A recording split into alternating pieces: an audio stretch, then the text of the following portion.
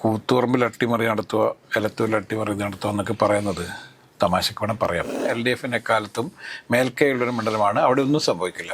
എന്ത് ഭൂമികളൊക്കെ ഉണ്ടായാലും കുലുങ്ങാത്ത ചില ഭൂമികളുണ്ട്. അങ്ങനെയുള്ളൊരു ഭൂമിയാണ് ഈ പറയുന്ന എലത്തൂരും കൂത്തുപറമ്പും അതുപോലെ തന്നെ മട്ടന്നൂരൊക്കെ. കഴിഞ്ഞ തവണ AK ശശീന്ദ്രൻ്റെ ചിഹ്നം ഇത്തവണ മറ്റൊരു PK ശശീന്ദ്രനാണ് എന്നുള്ളതാണ് ജനങ്ങളെ ഏറ്റവും കൂടുതൽ വോട്ടർമാരെ ഏറ്റവും കൂടുതൽ കൺഫ്യൂസ്ഡ് ആക്കുന്നത്. ചിലപ്പോൾ AK ശശീന്ദ്രന് ഇത്തരത്തിൽ അവരൻ വോട്ട് പിടിച്ചത് കൊണ്ട് പരാജയം ഉണ്ടായേക്കാമെന്ന് UDF ക്യാമ്പ് പ്രചരിപ്പിക്കുന്നതാണ് ഞാൻ ഈ പറഞ്ഞത്. അല്ലാതെ അവിടെ എന്തെങ്കിലും തരത്തിലൊരു തിരിച്ചടി ഉണ്ടാകാനുള്ള സാഹചര്യം വളരെ കുറവാണ്. രാജേഷ് നമസ്കാരം. നമസ്കാരം. രാജേഷ്, ഇപ്പോൾ ഏറ്റവും ലേറ്റസ്റ്റ് ആയിട്ട് UDF ക്യാമ്പിൽ നിന്നും ഉയരുന്ന ഒരു കാര്യമാണ് ഏലത്തൂരും അതോടൊപ്പം തന്നെ കൂത്തുപറമ്പിലും വൻ അട്ടിമറി നടത്തുമെന്ന്. കൂത്തുപറമ്പിൽ അട്ടിമറി നടത്തുക, എലത്തൂരിൽ അട്ടിമറി നടത്തുക എന്നൊക്കെ പറയുന്നത് തമാശക്ക് വേണം പറയാം. അല്ലാതെ റിയാലിറ്റിയിൽ അത് ഒരിക്കലും നടക്കില്ല. കാരണം ഏറ്റവും ശക്തമായ LDFന് ഇത്രയേറെ ബേസ് വോട്ട് എന്ന് പറയുന്നത്, അതായത് ഒരു 90% ബേസ് വോട്ടുള്ള സ്ഥലമാണ് എലത്തൂർ. അതുപോലെ തന്നെ കൂത്തുപറമ്പും ഏറ്റവും ശക്തമായ മണ്ഡലങ്ങളൊന്നാണ് കൂത്തുപറമ്പ്. പഴയ പെരിങ്ങത്തൂരും കൂത്തുപറമ്പിൻ്റെ പകുതിയും ഒക്കെ എടുത്തിട്ടുണ്ടാക്കിയൊരു മണ്ഡലമാണ്. എല്ലാ കാലത്തും LDFന് വിജയിച്ച് കയറാൻ പറ്റുന്നൊരു മണ്ഡലമാണ്. കഴിഞ്ഞ പ്രാവശ്യം KP മോഹനായിരുന്നു അവിടുത്തെ MLA. അതിന് മുന്നേ KK ശൈലജയായിരുന്നു. KK ശൈലജ മന്ത്രിയായത് കൂത്തുപറമ്പായിരുന്നു. കൂത്തുപറമ്പിൻ്റെ ഒരു പകുതി ഭാഗവും പേരാവൂരിൻ്റെ പകുതി ഭാഗമൊക്കെ എടുത്താണ് പിന്നീട് മട്ടന്നൂർ ഉണ്ടാക്കിയത്. മട്ടന്നൂരും അതുപോലെ തന്നെ LDFന് എക്കാലത്തും മേൽക്കൈയുള്ളൊരു മണ്ഡലമാണ്. അവിടെ ഒന്നും സംഭവിക്കില്ല. എന്ത് ഭൂമികളൊക്കെ ഉണ്ടായാലും കുലുങ്ങാത്ത ചില ഭൂമികളുണ്ട്.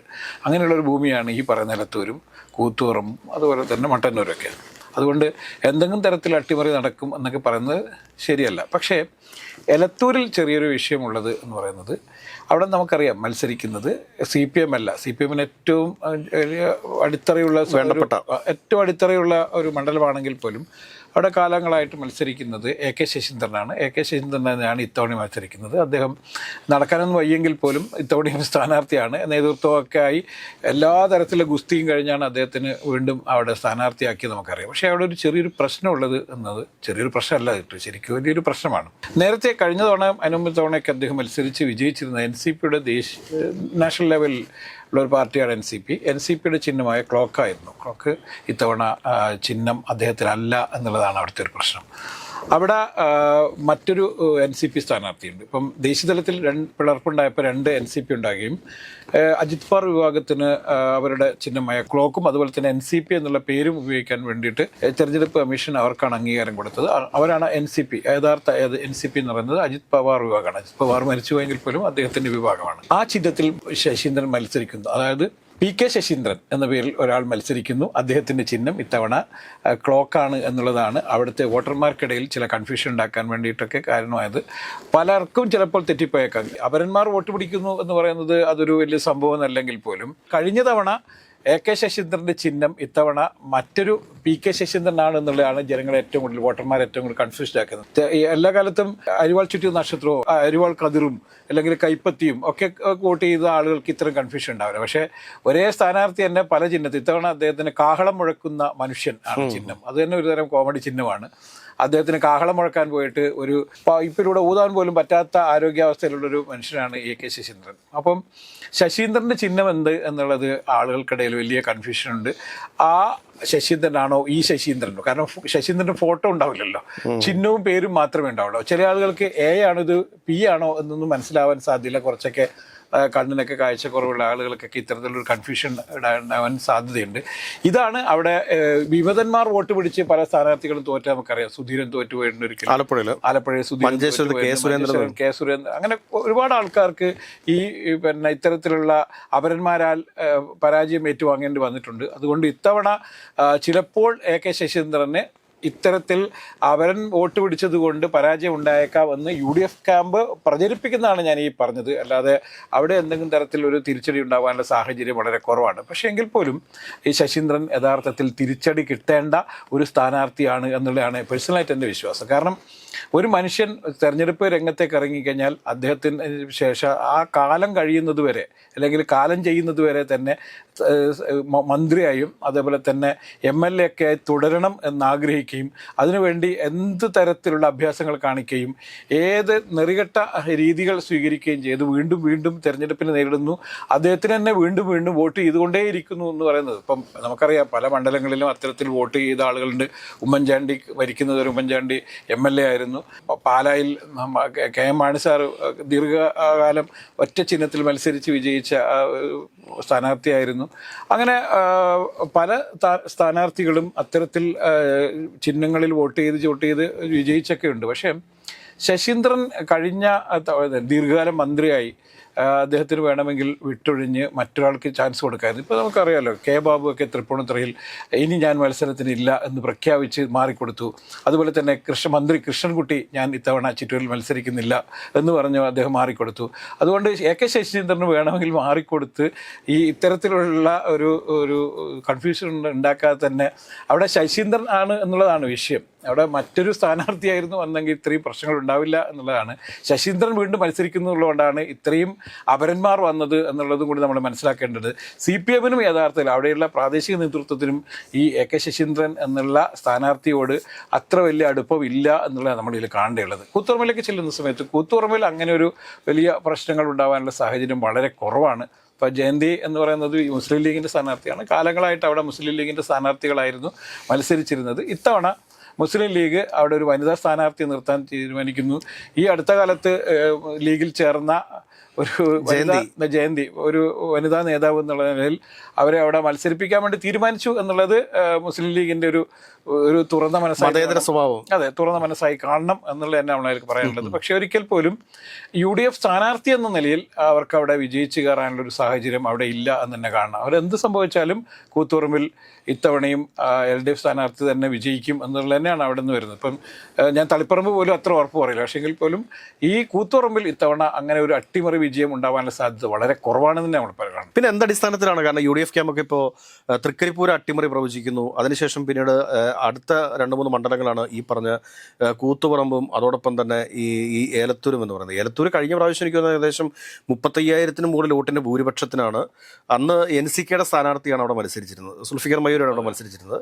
അദ്ദേഹത്തിന് വേണ്ട 15-20 ദിവസം മാത്രമേ അവിടെ പ്രചരണത്തിന് വേണ്ടിയിട്ട് അവസരം ലഭിച്ചിട്ടുണ്ടായിരുന്നുള്ളൂ. കാരണം അദ്ദേഹം അവിടെ ലാൻഡ് ചെയ്ത ദിവസം തന്നെ MK രാഘവൻ്റെ ആളുകൾ അദ്ദേഹത്തെ അവിടെ നിന്ന്, അത് കോൺഗ്രസ് നേതാക്കന്മാർ തന്നെ അദ്ദേഹത്തെ അവിടെ നിന്ന് എങ്ങനെ ഓടിക്കാം എന്നുള്ള ഒരു വലിയ രീതിയിലുള്ള പ്രശ്നങ്ങളൊക്കെ അവിടെ സൃഷ്ടിച്ചിരുന്നു. അദ്ദേഹം നോമിനേഷൻ കൊടുക്കാൻ വേണ്ടി പോയ സമയത്തൊക്കെ കളക്ടറേറ്റിൽ വെച്ച് ഈ UDF സ്ഥാനാർത്ഥിയെ തടയുന്ന കാഴ്ചയൊക്കെ നമ്മൾ കണ്ടതാണ്. അങ്ങനെ വലിയ പ്രശ്നങ്ങൾ സൃഷ്ടിച്ചിട്ടും 35,000-ൽ പര വോട്ടിൻ്റെ കൂടിയാണ് അന്ന് AK ശശീന്ദ്രൻ വിജയിച്ചിട്ടുള്ളത്. ഇപ്പോൾ ഒരു പ്രത്യേകത കൂടിയുണ്ട്. അന്ന് NCPയിൽ നിന്ന് പിളർന്നിട്ടുള്ള NCKയ്ക്കാണ് ആ സീറ്റ് കൊടുത്തിരുന്നത്. അപ്പോൾ അതിന് ശക്തമായ ഒരു എതിർപ്പ് കോൺഗ്രസ് പാർട്ടിയുടെ ഭാഗത്തുനിന്നുണ്ടായിരുന്നു. പക്ഷേ ഇപ്രാവശ്യം എലത്തൂരിൽ മത്സരിക്കുന്ന വിദ്യാ ബാലകൃഷ്ണൻ എന്ന് പറയുന്ന സ്ഥാനാർത്ഥി കൈപ്പത്തി ചിഹ്നത്തിൽ കൂടിയാണ് മത്സരിക്കുന്നത് എന്ന ഒരു പ്രത്യേകത കൂടി അവിടെ ഉണ്ട് എന്ന് വേണം നമ്മൾ മനസ്സിലാക്കാൻ. അല്ല, അതുകൊണ്ട് ഈ കൈപ്പത്തി ചിഹ്നം എന്നുള്ളത് ഒരു വേറൊരു തരത്തിൽ കോൺഗ്രസ്സുകാർക്ക് വലിയ ഗുണം ചെയ്യും എന്നുള്ള കാര്യത്തിൽ സംശയമില്ല. നമ്മൾ ആകെ ഇതിൽ കാണേണ്ടത് ഈ AK ശശീന്ദ്രന് പകരം ഒരു PK ശശീന്ദ്രൻ ഒരു അപരനായി വന്നു എന്നുള്ളത് തന്നെയാണ്. അത് അപകടം തന്നെയാണ്. കാരണം അത് ചിലപ്പോൾ വലിയ തരത്തിലുള്ള വോട്ട് അതിലേക്ക് മാറാനുള്ള സാധ്യതയുണ്ട്. എത്ര തരത്തിൽ ആളുകളെ ബോധിപ്പിച്ചാലും അവിടെ ചെല്ലുമ്പോൾ ആളുകൾക്ക് അറിയുന്ന കൺഫ്യൂഷൻ എന്ന് പറയുന്നത് പലർക്കും കൺഫ്യൂഷൻ. ആരും ഫോൺ വിളിച്ച് ചോദിക്കാനും പറ്റില്ല. AK ശശീന്ദ്രനാണോ, അദ്ദേഹത്തിൻ്റെ ചിഹ്നം ഏതാണോ, PK ശശീന്ദ്രനാണോ എന്നൊന്നും ചോദിക്കാൻ പറ്റില്ല. പ്രത്യേകിച്ചിട്ടും കാഹളം മുഴക്കുന്ന ഒരു മനുഷ്യൻ എന്നൊക്കെ പറയുന്നത് ഒരു കേരളത്തിലെ സംബന്ധിച്ചത് ഒരു മുഖ്യധാര തെരഞ്ഞെടുപ്പിന്റെ ചിഹ്നമായിരുന്നു. നേരത്തെ കലപ്പയന്തി കർഷകനൊക്കെ ഉണ്ടായിരുന്നു. കേരള കോൺഗ്രസ് അല്ലല്ല, കലപ്പയന്തി കർഷകൻ എന്ന് പറഞ്ഞാൽ ജനതാ പാർട്ടിയുടെ. അതെ, കറ്റയന്തി കർഷകനുണ്ടായിരുന്നു, കലപ്പയന്തി കർഷകനുണ്ടായിരുന്നു. എല്ലാ കാലത്തും കർഷകനുമായി ബന്ധപ്പെട്ട ചിഹ്നം എല്ലാം സോഷ്യലിസ്റ്റ് പാർട്ടിക്കാരുടെ ആയിരുന്നു. സോഷ്യലിസ്റ്റ് ഈ കർഷകരുടെയൊക്കെ അട്ടിപ്പേറി കുതിര ചിഹ്നമായത് കുതിരയൊക്കെ പിന്നീട് പിന്നെ കേരള കോൺഗ്രസിനായിരുന്നു.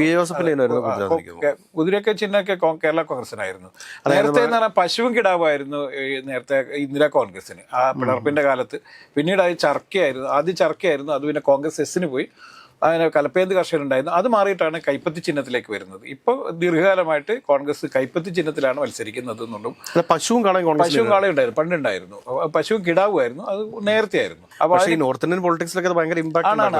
അത് കർഷകരുമായി ബന്ധപ്പെട്ടുള്ളത് തന്നെ. പിന്നീട് അത് മൃഗങ്ങളെ പരമാവധി പശുവും കിടാവിന്റെ കാര്യമാണ് ഞാൻ പറഞ്ഞത്. അതെ, മൃഗങ്ങളെ ചിഹ്നമാക്കുന്നതൊക്കെ പിന്നീട് ഇലക്ഷൻ കമ്മീഷൻ നിരോധിക്കുകയും പിന്നെ ചിഹ്നങ്ങൾ എന്ന് പറയുന്നത് ഈ മൃഗങ്ങളായിരുന്നു. ഈ ആന ആരുടെ ചിഹ്നമായിരുന്നു? ആന ഇവരുടെ ആയിരുന്നു, BSPയുടെ ആയിരുന്നു ചിഹ്നം. അപ്പൊ അങ്ങനെ BSPയുടെ ചിഹ്നമായത് അവര് ബീഹാറിൽ നിരവധി സ്ഥലങ്ങളിൽ ആനയുടെ പ്രതിമ നിർമ്മിച്ചാണ് അവര് ദൂർത്ത് കാണിച്ചത്. അതിൽ ഭയങ്കര അഴിമതി ഉണ്ടായിരുന്നല്ലോ. അതെ, ദൂർത്ത് കാണിച്ചത് നമുക്കറിയാം. അങ്ങനെ മായാവതി എന്നുള്ള ഒരു വിഗ്രഹം തന്നെ ഇല്ലാതാവുന്നത് ഈ ഭീകരമായ അഴിമതി കാരണമായിരുന്നു. അതുകൊണ്ട് ഈ എലത്തൂര് കാഞ്ചിരാമനോടുള്ള അതിയായ ഒരു സ്നേഹമായിരുന്നു പ്രതിമകൾക്ക് പിന്നിൽ. അതുകൊണ്ട് എലത്തൂരിൽ അങ്ങനെ ഒരു ഇങ്ങനെ ഒരു അപകടമുണ്ട് എന്നല്ലാതെ പൊളിറ്റിക്കലി എലത്തൂരിൽ അത്തരത്തിലുള്ള പക്ഷെ അപരൻ വന്നാലും ഏറിക്ക് പോയി കഴിഞ്ഞാൽ 5000 വോട്ട് അങ്ങനെ പറയാൻ പറ്റില്ല. CPI അങ്ങനെയുള്ള അപരനല്ല ഇത് എന്നുള്ളതാണ്. കാരണം ഇതിന്റെ ഒരു പ്രശ്നം ഇപ്പൊ ഞാൻ ഒരൊറ്റ ഉദാഹരണം പറയാം. ഇപ്പം G. സുധാകരൻ ആലപ്പുഴയിൽ മത്സരിക്കുന്നു. അദ്ദേഹത്തിന് അരിവാൾ കതിരും എതിർ സ്ഥാനാർത്ഥി അരിവാൾ ചുരികാക്ഷത്തിലൊക്കെ ആണെങ്കിൽ ആളുകൾ കൺഫ്യൂഷൻ ഉണ്ടാവും. ഇങ്ങനെയുള്ള ഒരു കൺഫ്യൂഷന്റെ കാര്യം ഈ പറയുന്നത്. കാരണം അവിടെ ഇത് AK ശശീന്ദ്രനാണോ PK ശശീന്ദ്രനാണോ നമ്മുടെ സ്ഥാനാർത്ഥി എന്നുള്ള കൺഫ്യൂഷൻ പല ആളുകൾക്കും വരും. കാരണം അവരുടെയൊക്കെ മനസ്സിൽ ഉള്ള ചിഹ്നം എന്ന് പറയുന്നത് ദീർഘകാലമായി ക്ലോക്കാണ്. അതുകൊണ്ട് ഈ ക്ലോക്ക് എന്ന് പറയുന്ന ചിഹ്നത്തിൽ അങ്ങോട്ട് വോട്ട് ചെയ്താൽ ഒരു 5000 ഒന്നല്ല ചിലപ്പോൾ വോട്ട് ചെയ്യാൻ സാധ്യതയുള്ളൂ. അതിൽ കൂടുതൽ വോട്ട് ചെയ്യാൻ പറ്റും, അതിലുള്ള സാധ്യതയുണ്ട്. അതുകൊണ്ട് അത്തരത്തിലുള്ള ചില തിരിച്ചറിവില്ലായ്മകൾ വന്നാൽ സ്വാഭാവികം നമുക്കറിയാം. വോട്ട് ചെയ്യാൻ വേണ്ടി നമ്മൾ പോളിംഗിന്റെ ഉള്ളിലേക്ക് കയറുന്ന സമയത്ത് നമുക്കുണ്ടാകുന്ന എത്ര കാലം വോട്ട് ചെയ്താലെങ്കിലും നമുക്ക് ചില കൺഫ്യൂഷൻ ഉണ്ടാവും. അതുകൊണ്ട് പരമ്പരാഗത ചിഹ്നം അല്ലാത്തതുകൊണ്ടാണ്. ഇപ്പൊ അത് ഞാൻ നേരത്തെ പറഞ്ഞത് കൈപ്പത്തി ചിഹ്നോ താമര ചിഹ്നോ അല്ലെങ്കിൽ അരിവാൾ ചുറ്റിയ നക്ഷത്രമോ അരിവാൾ കതിരോ ഒക്കെ ആണെങ്കിൽ ആളുകൾക്ക് അറിയാം ഇത് ഏത് പാർട്ടീൻ്റെ ചിഹ്നമാണെന്ന്. ഈ ഒട്ടും പരിചിതമല്ലാത്തൊരു ചിഹ്നം കാണുമ്പോൾ ആളുകൾ കൺഫ്യൂഷൻ ഉണ്ടായി. അയ്യോ, ഇത് ഈ കാഹളം മുഴക്കുന്ന മനുഷ്യൻ എന്നൊക്കെ പറയുന്നത് ഒരു ചിഹ്നമല്ലാത്തത് കൊണ്ട് തന്നെ ചിലപ്പോൾ ഈ ക്ലോക്ക് ചിഹ്നത്തിൽ നമുക്കറിയാവുന്ന ക്ലോക്ക് ചിഹ്നമാണല്ലോ എന്ന് അതിൽ കുത്തിപ്പോകാനുള്ള സാധ്യത. അപ്പോൾ നമ്മുടെ UDF സ്നേഹിതന്മാരോട് പറയാൻ വേണ്ടിയിട്ട് നമുക്കുള്ളത് എലത്തൂരും കൂത്തുപറമ്പിലും കണ്ടു മോഹിക്കണ്ട അട്ടിമറി അവിടെ ഇല്ല, കണ്ടു മോഹിക്കണ്ട എന്നുള്ളതാണ്. പക്ഷേ ഇത്തരത്തിലൊരു അപകടം യഥാർത്ഥത്തിൽ AK ശശീന്ദ്രനെ എതിരാവാനുള്ള ചില സാധ്യതകൾ ഉണ്ട് എന്ന് കാണണം. അദ്ദേഹത്തിന് വോട്ട് ഗണ്യമായി കുറയാനുള്ള സാധ്യതയുണ്ട് എന്ന് തന്നെ കാണണം.